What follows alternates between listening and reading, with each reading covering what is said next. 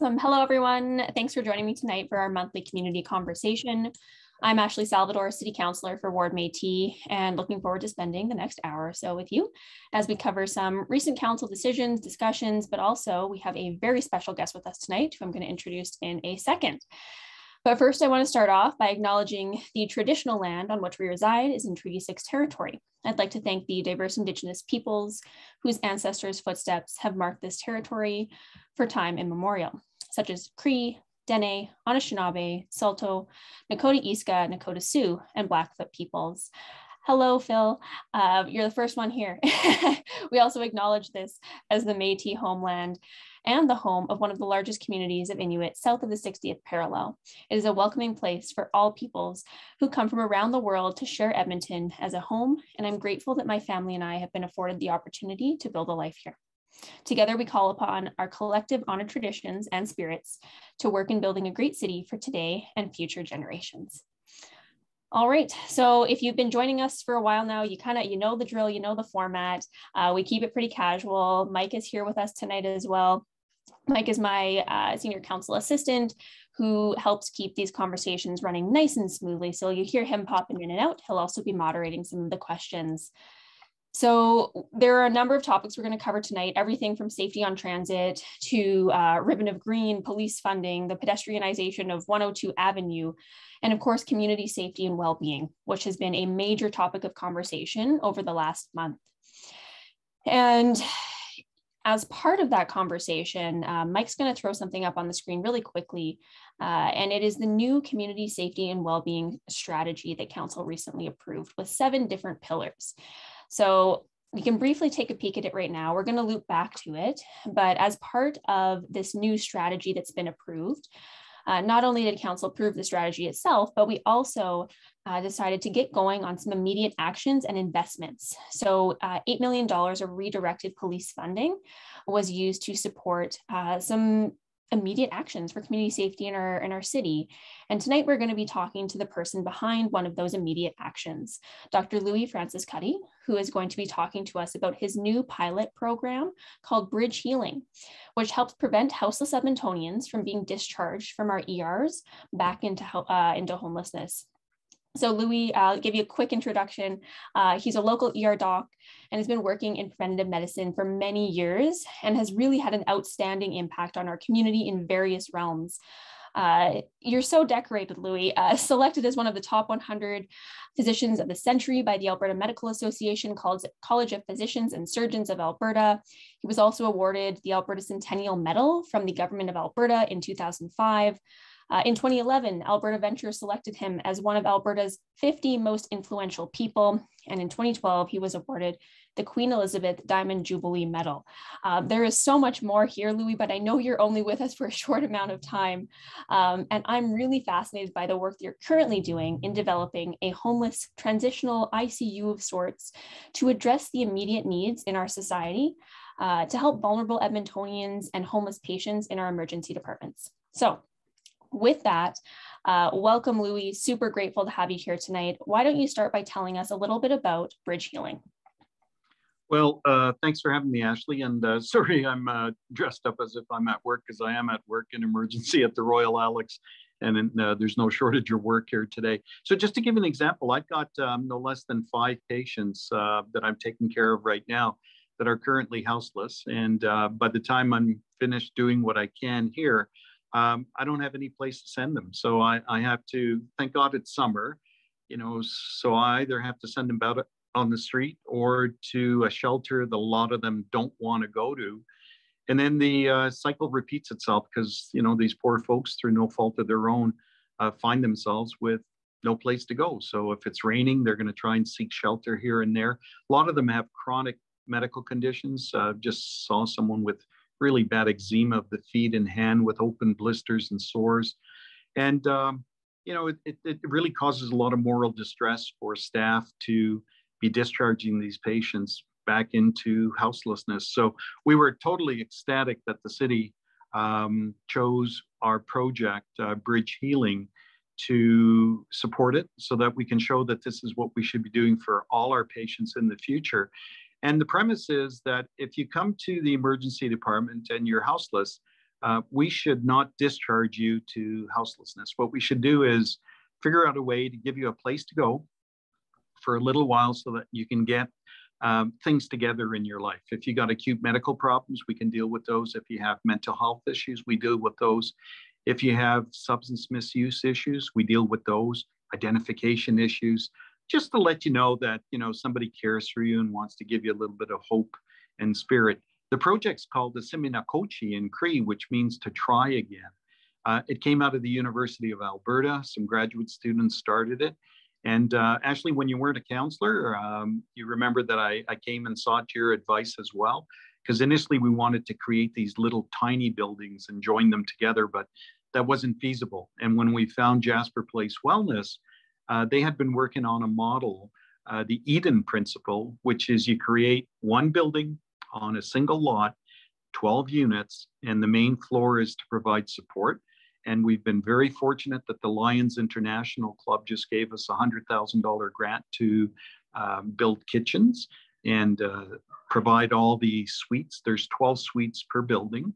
And people go directly from emergency. So once this building is open, which will be very, very, very soon, hopefully within the month, I'll be able to book a bed, swipe the screen. We've developed app with students at NAIT, and immediately have someone come, pick up the patient, bring them to a place where they can be secure.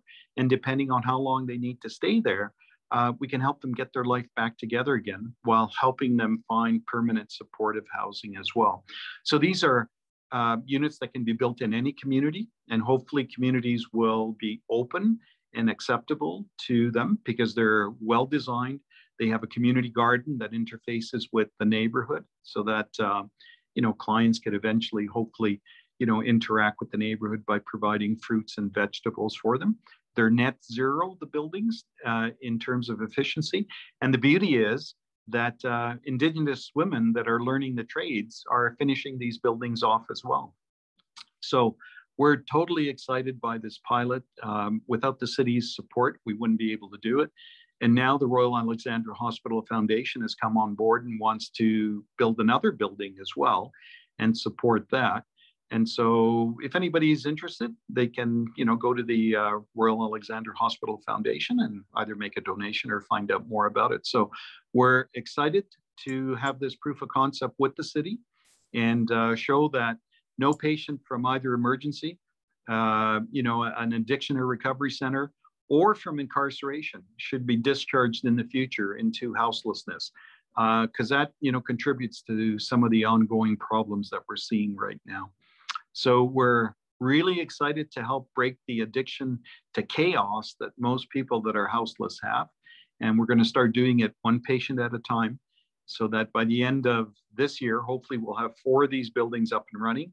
That'll be 48 beds. And if they stay on average, you know, 30 days or so over the course of the year, we have the potential to help 570 patients get off the streets. So Ashley, we are so pumped that the city came through, and this pilot will hopefully set the course for how future patients that are houseless are treated within our system.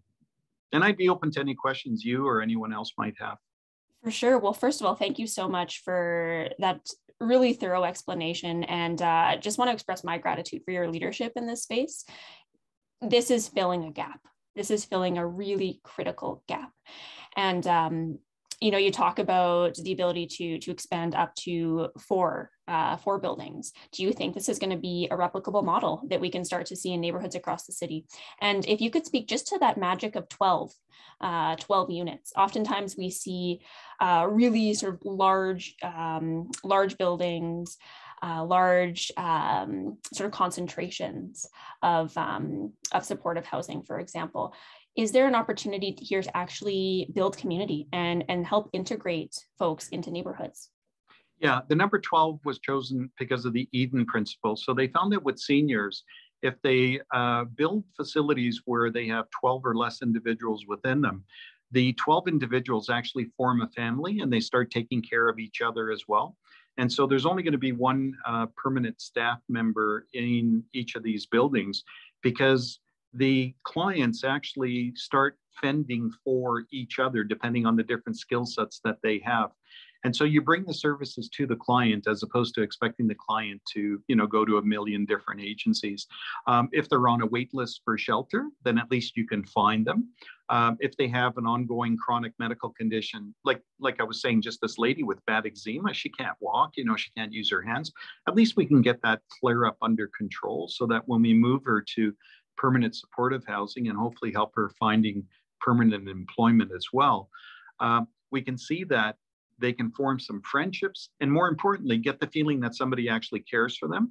And we know that a lot of our clients are going to be Indigenous. There's no ifs, ands, or buts about that. Mostly male and mostly, later age, 35 to 65. So we know who our target audience is. So we're going to be very culturally sensitive to the individual and making sure that if we make a promise, we keep the promise to them, because they've had so many promises broken over the course of their life. And the other thing too is that these buildings can be replicated anywhere. Steve Hughes, who's the genius behind them, and Jasper Place Wellness are willing to share this with anyone. And the other thing too is that these can be scaled up and be self-sufficient. It'll only cost us about $67 a day to support someone, including food, room, and board.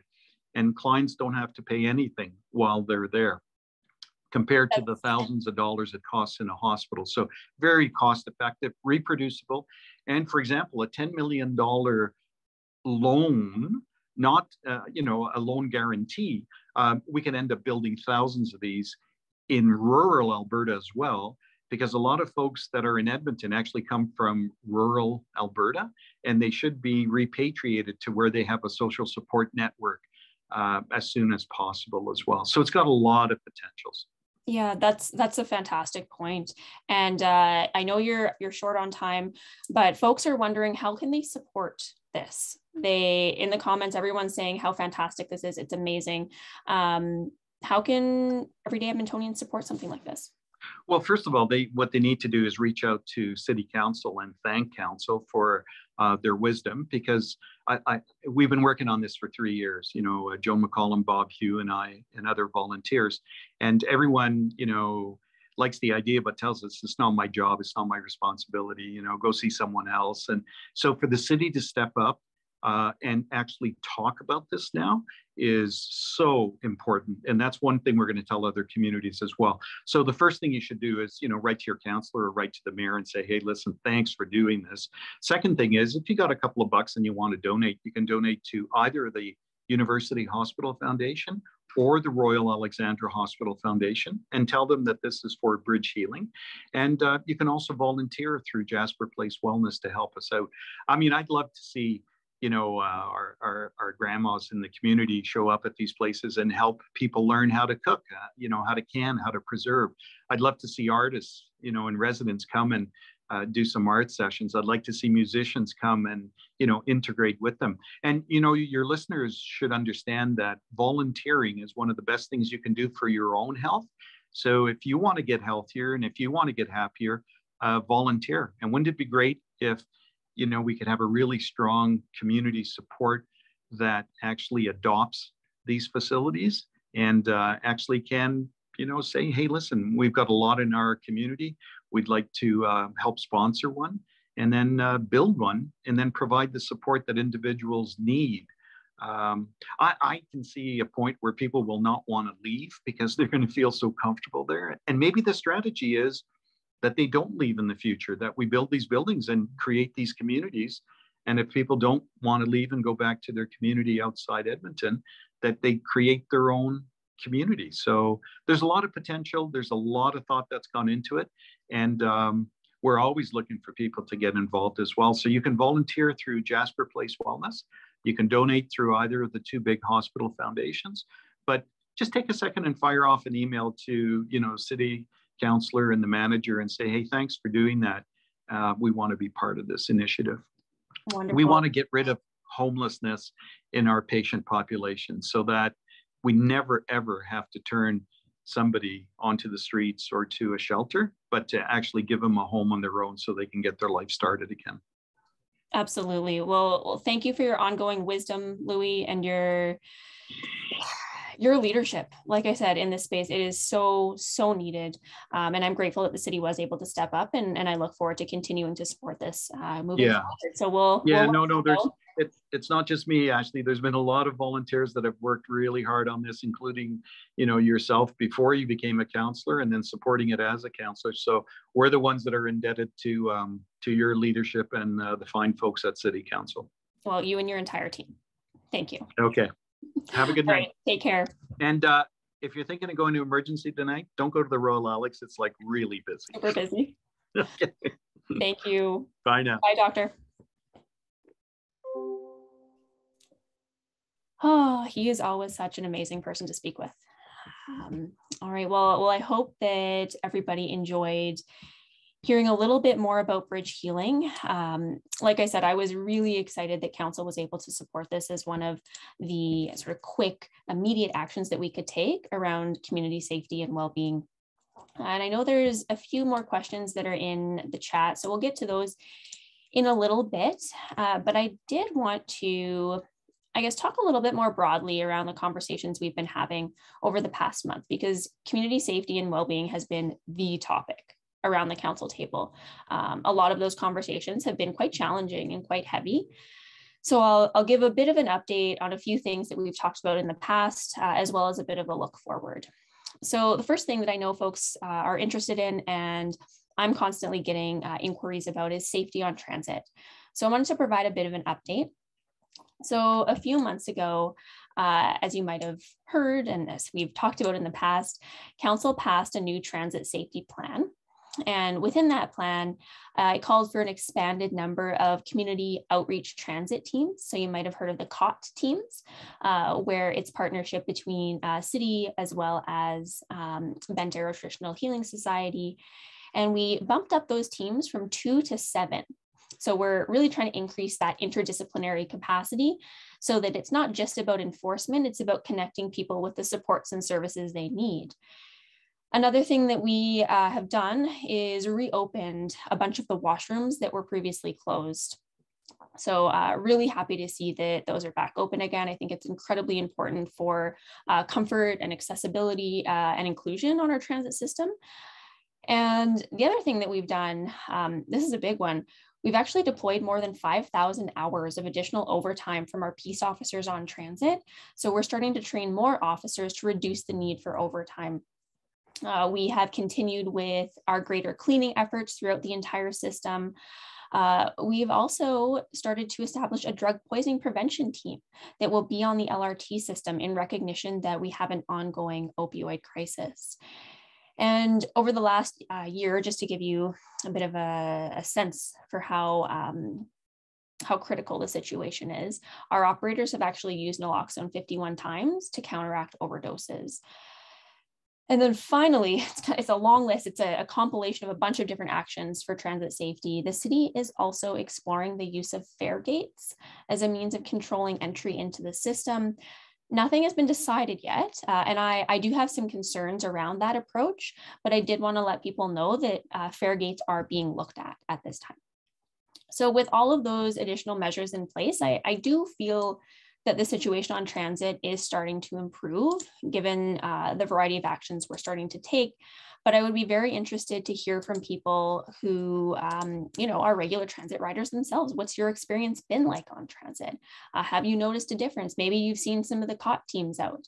So feel free to let us know in the comments, or you can send us an email, but we like to keep it a little interactive. So let me know in the comments. So beyond safety on transit, of course, housing and homelessness is an ongoing conversation that we're having, of course, related to the initiative like bridge healing. I think that we've said this before, but huge increase in the number of Edmontonians who are experiencing houselessness since the start of the pandemic. Many of those unhoused folks are using the transit system for shelter, for example. We're starting to see a lot more visible encampments, especially in Ward Métis, given our proximity to the river valley. So a few things on that. I'll talk a little bit about our encampment response, but did want to give people a heads up that the new permanent supportive housing projects in Ward Métis, both the one near King Edward Park and also the one near Capilano Mall, are going to be opening, supposed to be within the month, which is really exciting, because there's just such a need.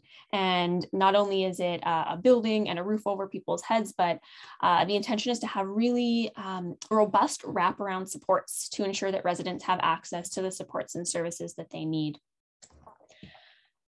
And on the encampment side of things, really challenging conversation. You know, there is such a need for space and for shelter, but we're not really seeing that adequate funding come through on the provincial side. So as I just mentioned, many houseless Edmontonians will begin making their way into the River Valley. And as a result of that, in order to help with that, we have dedicated an additional $860,000 for an expanded encampment response, as well as outreach. And that includes increasing the number of park rangers, as well as the quality of the cleanups. And the important part of this is the connection to supports and services. So groups like Bissell Center, for example, will be part of those efforts. And I would also say one of the biggest challenges with our encampment approach is, to some degree, we're kind of just moving folks around, and displacement is a real issue. So I think that speaks to the systemic nature of houselessness, of encampments, of the compounding factors that we're seeing in our neighborhoods right now. Ultimately, you know, encampments are a symptom of not having adequate housing, not having adequate shelter, not having adequate supports. Folks who are struggling with addiction, not having safe consumption sites back in our city. So really an ongoing challenge, but I am hopeful that we're going to see some positive outcomes, given both the opening of the permanent supportive housing, but also the approach we're taking with additional outreach. Okay, so why don't we just take a quick peek at the question or the comment section, Mike, before I continue on. Is there anything bubbling up that folks want to chat about? Yeah, fantastic. Patrice, and I apologize that I did not get to this when... I see someone commenting about the landscaping at the King Edward Park location for the permanent supportive housing. Looks really great. And I agree. I think it looks fabulous. I think that it looks really nice with kind of that green exterior like feature wall. Mm-hmm. It's a cool design. I love the architecture of it. Oh yeah. But then Patrice as well, just sorry, back to the... Oh, you're muted, Mike. I'm muted for you, but not the stream. I apologize. It seems, going back to what Dr. Luis was saying about the supportive housing model and everything, or the bridge healing, sorry. It seems like a super simple and great solution to a big problem. What are the main roadblocks? It's a great question. Probably should have asked him that one. Yes. But he had to go. He was on a really tight schedule this evening. But I can speak to, I guess, some of the larger barriers, at least from my perspective, when it comes to more creative models for housing and supports in our communities.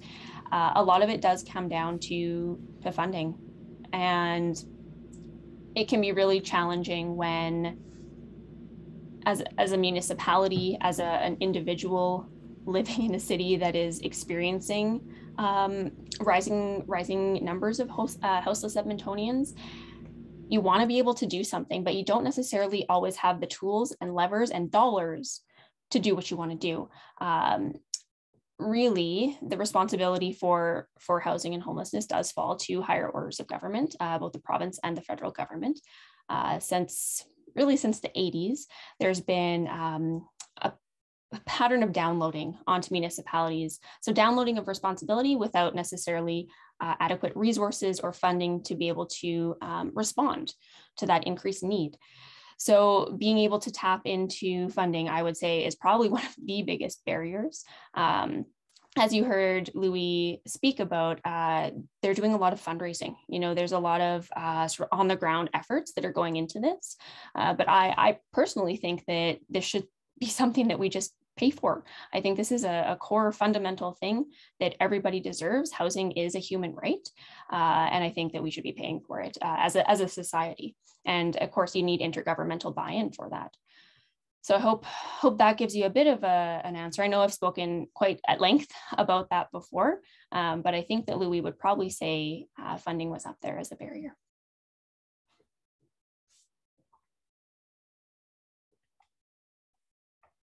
All right, any other ones before I jump into another really big conversation around police budget and funding formula?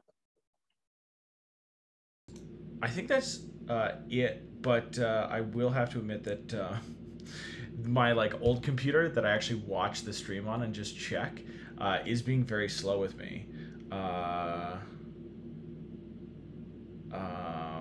So I don't think quite all the comments are loading right now, but we will get to that. Okay. Or great. Sorry, we'll come back to them if I see them, kind of thing. Perfect. Sounds good. Sounds good. Great. Well, why don't we, jump to, like I said, a really, really big conversation around police budget and funding formula. I think if you haven't already, there's many news articles that were written about this, and the root of the conversation was around the funding formula. So I'll explain what that is in a second here.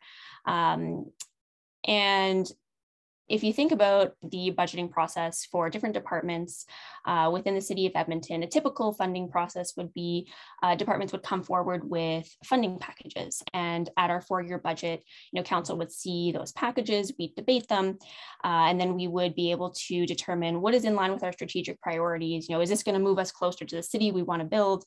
And then we'd be able to make informed decisions accordingly. Now, with the police funding formula, it's different. So the police, since I believe it was 2016 is when it first was introduced, 16 to 18, a formula was put in place that essentially gave EPS ongoing increases year over year. And in part, it was because they were looking for surety, they were looking for certainty so that they could have that sort of ability to plan long term. But one of the challenges with the funding formula is that it did result in those year over year increases to the point where policing is our biggest line item. It is the most well-resourced department in the entire city. So that's kind of the current state. And as part of discussions we've been having around community safety and well-being, council, of course, decided to look at that formula and to determine if that's the best way to proceed forward or if we should look at alternatives.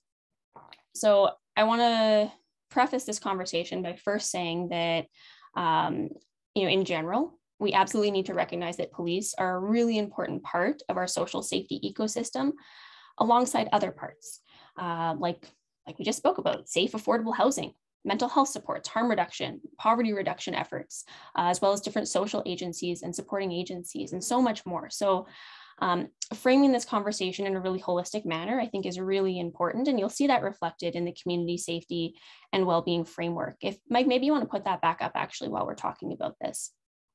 And whenever we're talking about community safety, one of the things I always come back to is, are we getting a good return on our investment when it comes to things like policing? Given that it is our biggest line item in our budget, I think we should be applying a really high degree of rigor to those budgeting decisions, like we do with all other departments. I think that helps us ensure a high degree of accountability and a high degree of transparency. So as you can see, the framework provides a really nice overview. It really shows that police are one part of that community safety ecosystem, an important part, but not the only part. So while we were discussing the police funding formula, I really felt that, at least for the time being, we should take a step away from that formula approach. I would have liked to have seen the budgeting for police align with our existing process for other civic departments. I felt that by setting a base budget and then having EPS come forward and the commission come forward with funding requests and packages, it would allow us to really ensure that those dollars are going to identify priorities and strategic priorities that are ultimately going to move us towards that safer city that we all want to achieve. So that was the formula part of the conversation. There was also a discussion around setting the base budget. So it gets a little complicated here, but I'll do my best to describe it without taking forever.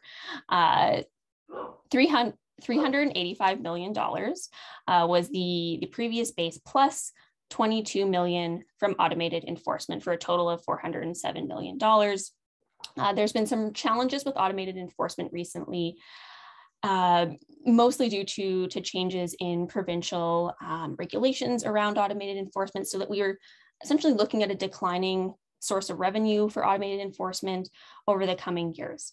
So council decided to set the base at 407 without that additional 22 automated enforcement. So it's essentially a freeze. So we decided to freeze that base budget. And while I was not successful with what I wanted to go forward with away from the formula, we will be revisiting the formula as a council and looking at alternative models that can still allow for a degree of accountability and transparency. And of course, one thing I will mention with that $22 million from the automated enforcement reserve, as that reserve empties, it would have to be replenished with tax dollars. So I do feel that just setting that base at 407 million is actually more transparent than sort of refilling the automated enforcement reserve with tax dollars and then calling it automated enforcement dollars and putting that into EPS's budget. So I think it's a simpler way and more transparent way to show where those dollars are going. So if there's any questions, I can take some of those now. I think there's a few coming in. Mike, would you like to grab a few and ask them? Yeah, so Jan was asking, can we talk about the no loitering transit bylaw? It's not very progressive in tackling the current issues on transit. Why was it even passed? Yeah, well, thanks for the question, Jan. And that was another challenging conversation. Ultimately, if I'm to explain it in short terms, administration was looking for additional clarity and certainty in the wording of the bylaw. I personally did not vote in favor of moving forward with the changes. I felt that the authority of our peace officers was already included within the wording of the existing bylaw. I didn't feel that it was necessary to add in those additional provisions. But as you likely saw, those additional provisions were added into the bylaw. But ultimately, the big change is there's specific language around not allowing open drug use. That is one. And the other big part, the intention of it is to ensure that people are moving through the transit system. And one of the concerns I had was just the degree of discretion that's applied to that. It's quite open to interpretation as to what that means, at least in my opinion. So I was uncomfortable moving forward with that portion in particular of the bylaw change. But again, there was a desire to have greater certainty to give our enforcement officers the ability to enforce. So that's the explanation that I can give you. I hope that provides some background as to how that conversation went.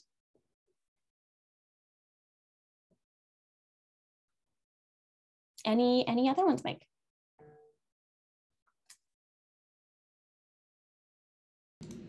Yeah, so there is a little bit of a back and forth, especially between like Kevin and Aiden here, just talking about in general kind of like detasking police and like not saying that police is that are completely unnecessary, but just even on detasking and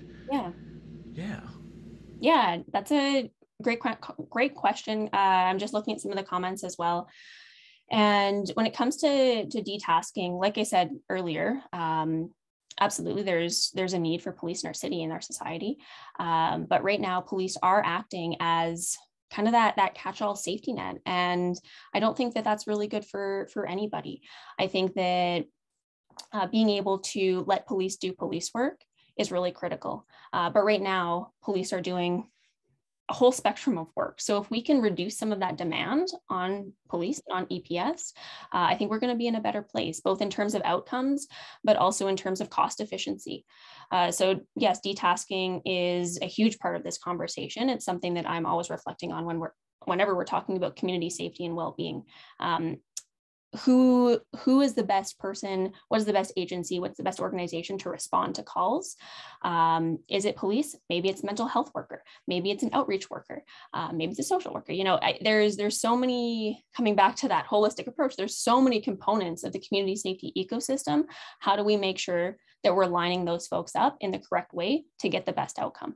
And I think one of the things I am excited about that was part of some of those initial immediate funding asks was the integrated call and dispatch center, which will allow for what I just described, ideally, so that when calls come in, it's not constantly EPS responding to these calls. There should be a mechanism to allow for the most appropriate person to respond at the most appropriate time. So I'm really hopeful that that model will be successful, and I look forward to following that one quite closely because I think there's huge potential. Okay. Awesome. So, oh, and here's another good question. I'm just looking at so Kevin's question around acknowledging that they're necessary, but that funding with potential increases most likely will be necessary as well. Yeah, and I think, oh, and it's not so much about capping. Okay. Yeah, no, and that's an interesting comment. I think you're referring to the base budget. So the intention with the base budget is to set a starting point. And then if we were to have moved away from a funding formula, there would still be additional packages to come forward. But with the intention of council going towards a formula, I don't know what that formula is going to look like, but I assume there's going to be some sort of sustainable mechanism built into that. I don't know what it's going to look like. Administration is going to be bringing back some additional options. And to your point, Jan, how do we find that balance and strike that balance between social services and policing? I think that's the big question. I think that the more proactive and preventative we can be in our approach, the better. But at the same time, like I've said several times, there are going to be needs for police in our city. So if we're able to get to a place where we don't have as many houseless Edmontonians living rough. We don't have folks who are struggling with addiction, that they have safe places to go to use. We need to really focus on that end, I think, in order to reduce those demands for service. But at the same time, I mean, neighborhoods that I serve, like Alberta Avenue, for example, have been experiencing a rash of arsons, and that is police work. We need to make sure that police are available so that they can respond quickly and efficiently when people need them in their neighborhoods. And we need to make sure that police are able to allocate their resources internally in a really efficient manner so that they're able to respond to those types of calls. Because, you know, I hear from folks in some of these neighborhoods who are, you know, scared to hear sirens in their communities because they think that their house or their neighbor's house might be next. So striking that balance is incredibly hard. But I think that the community safety and well-being framework that we've had up on the screen a few times is going to allow us to allocate resources to each of those different pillars in a much more transparent way than we've ever done before. And ideally, we want to have those dollars tied to outcomes so that we can actually say, great, for this investment, we've achieved X, Y, Z. And right now, I don't feel that we can do that. At least we haven't been able to. So I'm really optimistic that this framework is going to allow us to have those conversations so that we can base our funding decisions in facts and evidence and data and outcomes. So that's where I'd like to see us go. So with that, oh, this is a good transition. I got to take this opportunity because I was just talking about fires in Alberta Avenue. So I want to talk about the community property safety team and some of the early results we're seeing there. So for folks who are not familiar, rash of fires in the Alberta Ave area that's been happening for over a year now. Prior to the election, there'd been an escalating number of fires, escalating in intensity as well. A number of those fires, a really significant proportion of those fires rather, were associated with vacant and derelict structures. Others not so much, others associated with arson in the neighborhood. So recognizing that this was such an immediate priority, it was actually the first motion I put forward as a councillor, was to develop a more I guess just a stronger approach to problem properties. So looking at how these properties can be secured immediately, how we can use tools like our taxation tools to incentivize the redevelopment and turnover of these properties, as well as any additional advocacy that we can be doing to higher orders of government. So one of the things that came out of this work is something called the Community Property Safety Team. And it's run, oh, thank you, Mike, for putting that up. It's through FIRE, through Edmonton Fire Rescue Services. And they have been up and running for, oh boy, only a few weeks, Mike, hey? It's been a very, very rapid onboarding, but the early results are super promising. So this was approved on April 18th, and there's already been 23 orders issued on private property owners since the program was approved. So I think it's been like 50-ish days, maybe like 55 days. So 2 demolitions have already taken place. 4 more demolition permits have been issued. So I think this is really promising, and this applies to both residential as well as commercial properties. And to see this type of immediate action, I hope that community recognizes that we are taking this seriously. This particular model with the Community Property Safety Team was really successful in Surrey, actually. So it's kind of a tried and tested model. So being able to apply that in an Edmonton context, I think we're going to see a lot of success. And the really fascinating thing about this model, I'll talk a little bit about it. It's based on an escalating level of enforcement. So for example, if there is a vacant and unsecured property, fire will go in and proactively board it up, and it'll actually be at the owner's expense. And if it is unsecured again, it escalates to the point where the owner would be required to have security on site, all at the owner's expense. So you can imagine that simply having that cost, that escalating cost placed on a property would incentivize either the sale, demolition, redevelopment of these properties. So really trying to expedite that process, because there are so many neighbors that I've heard from who have had properties sitting for a decade or more that have been problematic in their neighborhoods.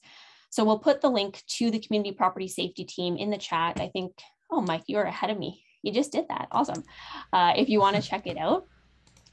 Because I think it's going to be a game changer, in my opinion, at least, just given the early results we've seen.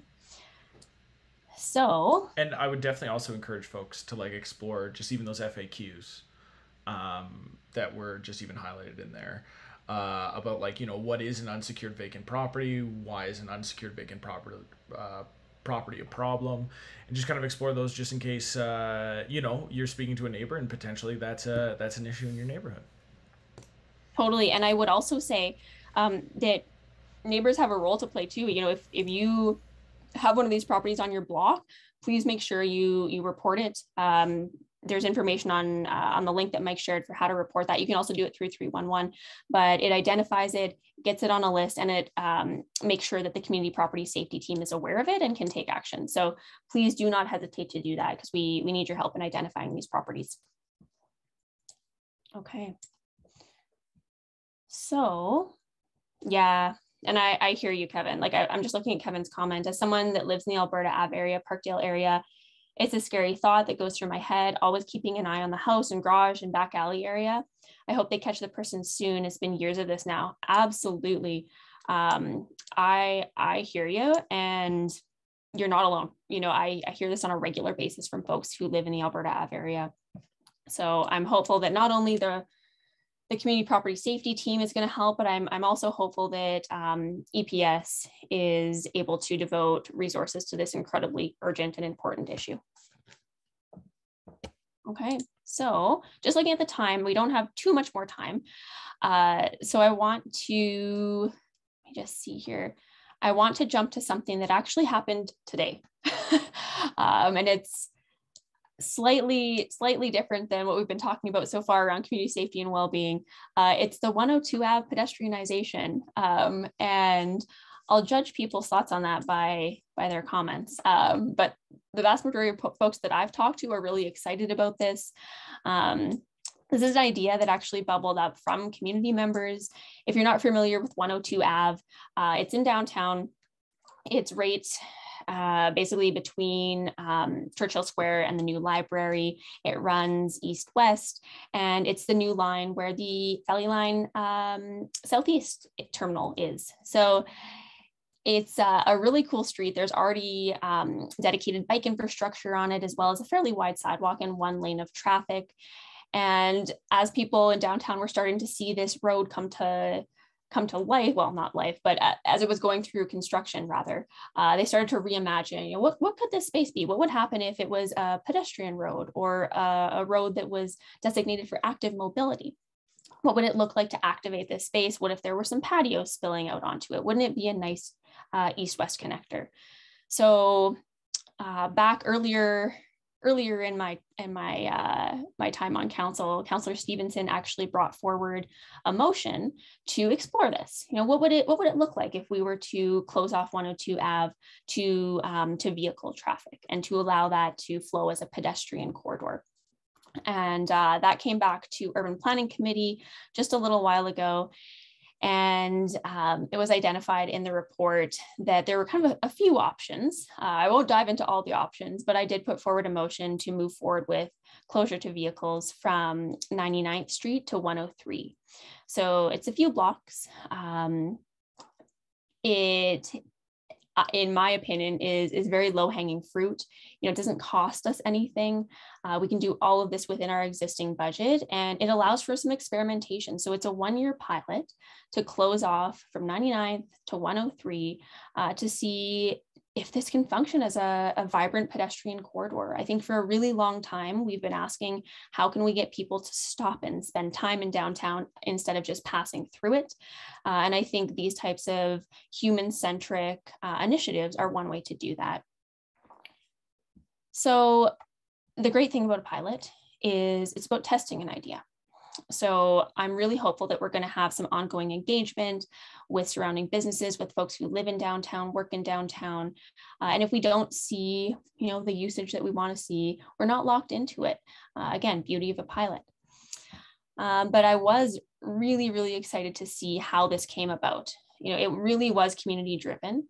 There were lots of folks who wanted to elevate this conversation to council. So I was excited to see council supported enough to move into this pilot phase. I'm seeing good idea. Yeah, and it's also, I think, really good timing, because this section of road has been closed for about 4 years now. So people have become accustomed to different travel patterns. They're used to not being able to drive on this particular stretch of road. So I think now more than ever was the time to try it out. Yeah, anything else on 102 Ave? Mike, any questions coming in?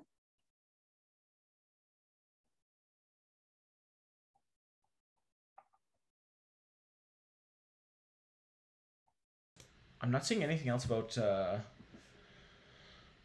102 Ave. Yeah, just some, again, like heart-wrenching stories from just Alberta Avenue, and especially with the unsecured vacant properties and everything. Yeah. Really excited that we have that program in. Yeah, so am I. So am I. It's much more proactive than I think we've ever been when it comes to vacant and unsecured properties. So really hopeful. And then just to close the loop on 102, I will say that not only are we moving forward with this pilot, but I did put forward a subsequent motion that asks administration to essentially look at a kind of a broader strategy to car-free streets, closed streets, as well as shared streets within our downtown to encourage that vibrancy, to encourage more walkability, active transit, safety, as well as business vibrancy. So that'll be coming back in a little while. So I'll end there with 102 Ave. If you haven't checked it out, I would definitely encourage you to check it out. It is a pretty cool street, and you can start to imagine what it could be in the future. Actually, sorry, there was two other questions here. Sorry. From Jan, how can the city and the community ensure that the pilot of 102 Ave is successful? And then from Aiden there, the 102 Avenue project sounds great. It was useless as a traffic corridor anyways, and more patio space is always great. Yeah. That's a great point. Yeah, really great point. And even thinking about how much traffic volume was going to be using this area, it's quite low. I believe it was around 300 to 500 at peak hours. So this is really functioning as more of a local road. It's not a primary east-west connector by any means. And I completely agree with you, having more opportunities for outdoor patio space. I think through the pandemic, we realized how important that was to us. So creating those opportunities into the future will be really critical. And there's lots of really fascinating research out there that actually talks about how beneficial pedestrianized streets can be for businesses. Folks who arrive by walking or rolling or biking actually spend more time and spend more money at local businesses than folks who arrive by vehicle. So that's a fun little urban planning nerdy tidbit, if you hadn't heard. And then Kevin also, sorry, I forgot to flag this earlier, but he was just looking for a copy of the mayor's kind of like report in response to in response to just downtown and Chinatown police strategy that was asked for by the provincial government. We will make sure that we link a copy of that too, but I'm fairly certain it was also on some of Mayor Sohi's socials as well. Yeah, absolutely. We can definitely get that to you. And you're referring to the safety plan that we compiled. Yeah. So the safety plan it's a great read because it really compiles all of the good work that we've been doing for quite a while. It's interesting. I don't have time to get into everything to do with that letter that came down from the minister, but essentially we've been working towards community safety and well-being since we were all elected. Since this council was elected, day one, it was identified that community safety was a priority. So it was really nice to be able to compile all the pieces of work that we've been doing into one place, into one strategy, one safety plan to hand over, so that they can see the work that we're doing. And I also just wanted to loop back to some of the police conversations again, as it relates to council's role versus the commission versus the service, because this is something that I think more people need to know about it, just how that structure works, because oftentimes I'll get questions around, why isn't council, directing EPS to do XYZ. But there's, of course, a necessary separation of power there. There would be some pretty significant challenges and problems if it was the case where council was directly directing the operations of EPS. So that's where the commission comes in. So there's council, there's the police service, EPS, and then there's the commission. And council appoints commissioners. That's one mechanism that council has to help with police oversight and accountability, the appointment of commissioners, and the other big mechanism and lever that we have is the police budget. But one of the challenging parts is, once we approve a budget, since we aren't, involved with the operations, it's really up to the commission and EPS to determine how those dollars are allocated. So that's something that I'm constantly aware of and really trying to wrap my head around as well. How do we ensure a high degree of accountability and oversight given that necessary separation? So that's why I think the funding conversation and the funding formula conversation we're going to be having will be really, really critical for us to ultimately achieve some of the goals we've outlined in the community safety and well-being strategy. Awesome. So the last thing that I wanted to touch on that was quite a big and exciting conversation was the River Valley planning and trail strategy.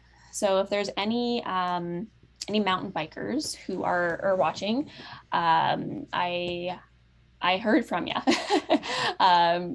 over the last few months. I know there was significant concern in the mountain biking community about the potential loss of some of our single track network as the city goes through the Ribbon of Green and River Valley modernization process.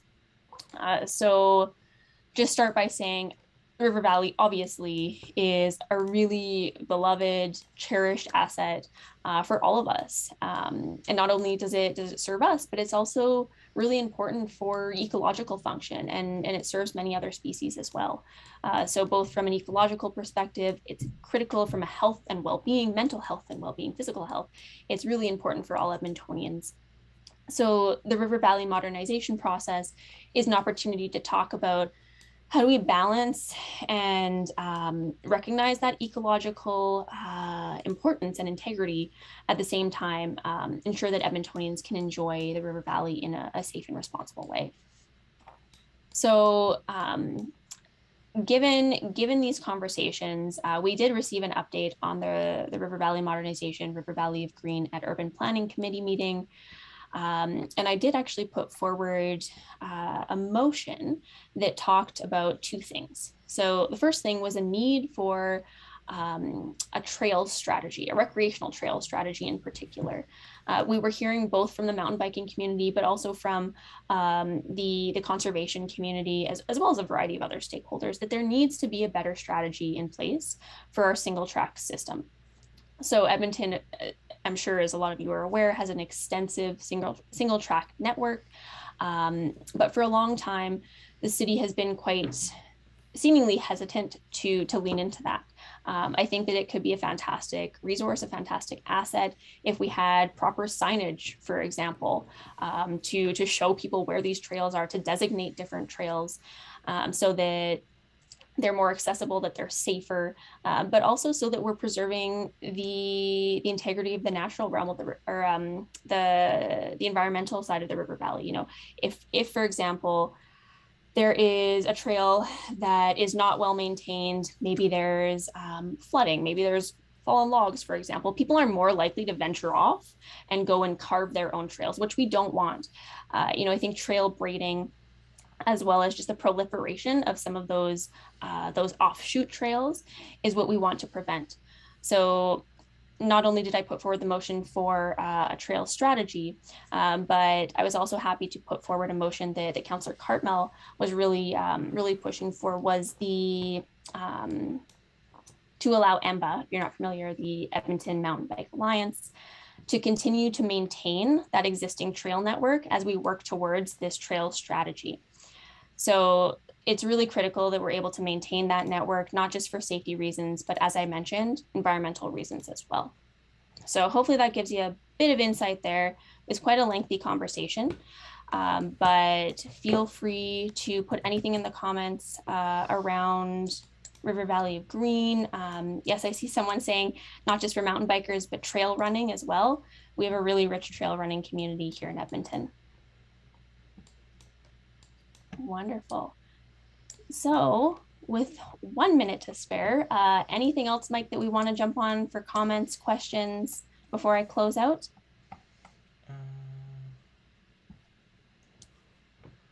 Aiden was also curious, is there any risk with the city taking over the trail system and getting any changes and maintenance bogged down in the city's slow process and high costs? Okay, so maybe I should just clarify, EMBA would still be doing the maintenance. So it's not that the city is taking over that maintenance. The city, there's a process where EMBA actually has to apply to the city for a maintenance agreement, and the city would grant them that maintenance agreement so that they can do the maintenance. So EMBA has a really long-standing relationship with the city of Edmonton for the maintenance of our trail system. They have a fantastic network of volunteers that do maintenance. So it's not that the city is taking it over. We're just allowing EMBA to do that necessary work. Yeah, exactly. And then Cheryl is also asking, is there somewhere that she can essentially provide feedback or bike infrastructure feedback, or make suggestions as the city works to improve the bike infrastructure network? Now, Cheryl, if you are able to also comment, are you talking more about for the River Valley trails, or are you talking about more so the surface network itself? So like more so the bike lanes versus the trails in the River Valley. Yeah. That's a great question. Yeah, and if it's either of those, you can feel free to send an email to our office, because I am always really curious to hear where some of those potential gaps are in our existing network. As we build out our bike network over the coming years here, that will be really important feedback for myself and for administration that I can pass along.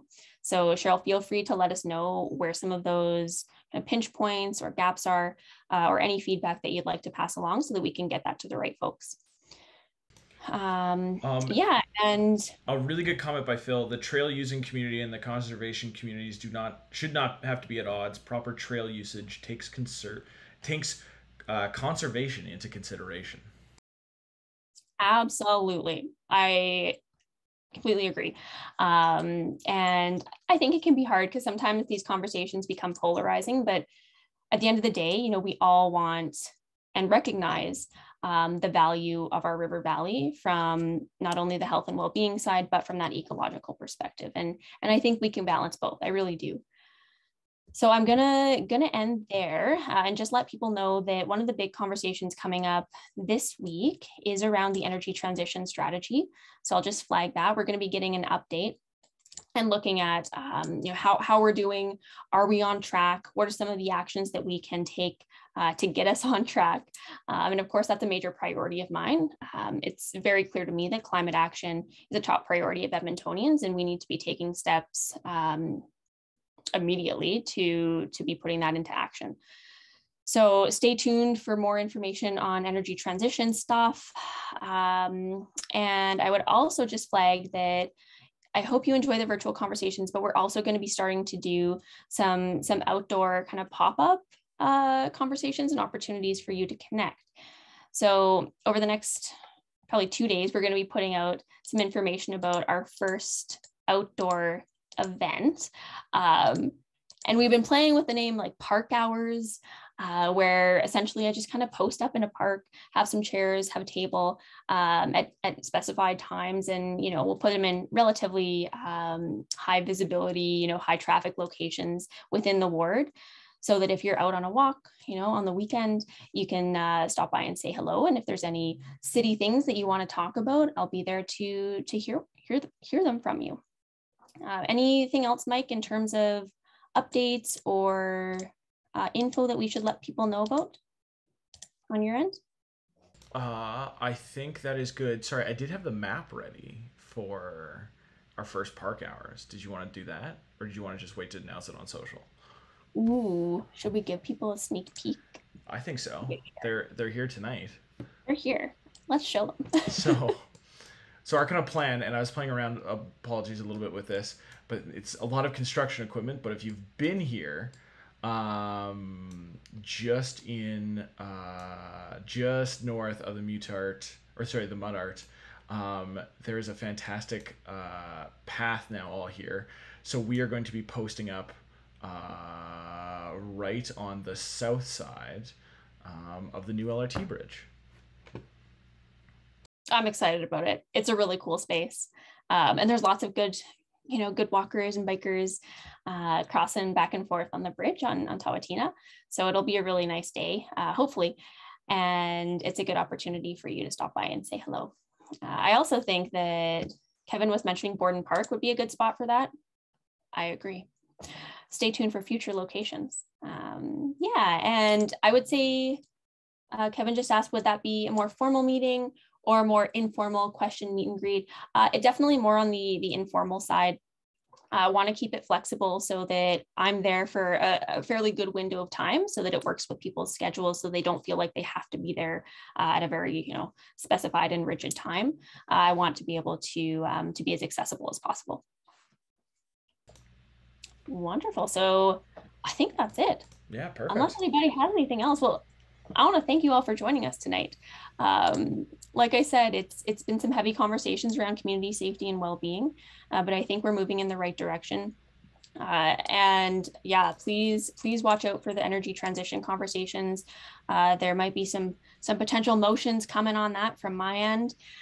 So if anyone has questions or comments, we'll stick around for a few more minutes. But if not, have a wonderful evening, and thanks so much for joining us. Take care.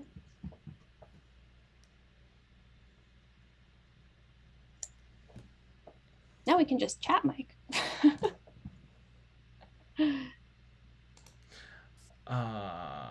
Oh yeah. Perfect. Thank you so much for coming, Kevin and Colin, and everybody else who participated in the comments. I feel like I should just call people out. Be like, hey Don, hey Colin, Kevin. Yeah. Perfect. Awesome. Yeah, and we can, if questions didn't get answered, we can go back and put those in just after we wrap up here, everyone. Yeah, perfect. Well then, yeah, and then feel free to also see us at Park Hours on Saturday here. Perfect. Mm-hmm. Okay. Well, fantastic. Let's wind it down here, and everybody have a great start of your week. Thanks so much, everyone. Take care. Bye.